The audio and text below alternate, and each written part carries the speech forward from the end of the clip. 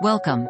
Today we're reading the chapter The Elves and the Shoemaker, of the novel Grimm's Fairy Tales. Now, sit tight and let's get into it. There was once a shoemaker, who worked very hard and was very honest, but still he could not earn enough to live upon, and at last all he had in the world was gone, save just leather enough to make one pair of shoes. Then he cut his leather out, all ready to make up the next day, meaning to rise early in the morning to his work. His conscience was clear and his heart light amidst all his troubles, so he went peaceably to bed, left all his cares to heaven, and soon fell asleep. In the morning after he had said his prayers, he sat himself down to his work, when, to his great wonder, there stood the shoes already made, upon the table. The good man knew not what to say or think at such an odd thing happening.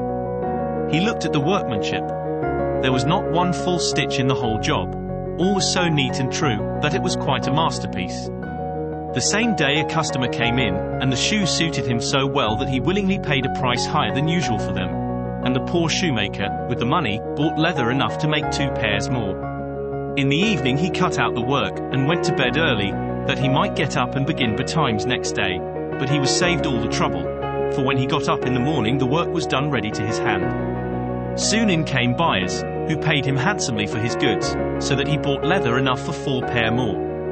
He cut out the work again overnight and found it done in the morning, as before, and so it went on for some time. What was got ready in the evening was always done by daybreak, and the good man soon became thriving and well off again. One evening, about Christmas time, as he and his wife were sitting over the fire chatting together, he said to her, "I should like to sit up and watch tonight, that we may see who it is that comes and does my work for me." The wife liked the thought, so they left a light burning, and hid themselves in a corner of the room, behind a curtain that was hung up there, and watched what would happen. As soon as it was midnight, there came in 2 little naked dwarfs, and they sat themselves upon the shoemaker's bench, took up all the work that was cut out, and began to ply with their little fingers, stitching and rapping and tapping away at such a rate, that the shoemaker was all wonder, and could not take his eyes off them. And on they went, till the job was quite done, and the shoes stood ready for use upon the table. This was long before daybreak, and then they bustled away as quick as lightning. The next day the wife said to the shoemaker, "These little wights have made us rich, and we ought to be thankful to them, and do them a good turn if we can. I am quite sorry to see them run about as they do, and indeed it is not very decent, for they have nothing upon their backs to keep off the cold.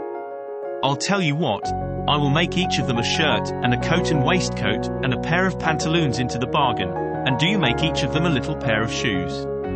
The thought pleased the good cobbler very much, and one evening, when all the things were ready, they laid them on the table, instead of the work that they used to cut out, and then went and hid themselves, to watch what the little elves would do. About midnight in they came, dancing and skipping, hopped round the room, and then went to sit down to their work as usual, but when they saw the clothes lying for them, they laughed and chuckled, and seemed mightily delighted. Then they dressed themselves in the twinkling of an eye, and danced and capered and sprang about, as merry as could be, till at last they danced out at the door, and away over the green. The good couple saw them no more, but everything went well with them from that time forward, as long as they lived. Did you enjoy today's chapter of Grimm's Fairy Tales? Why not subscribe and ring the bell?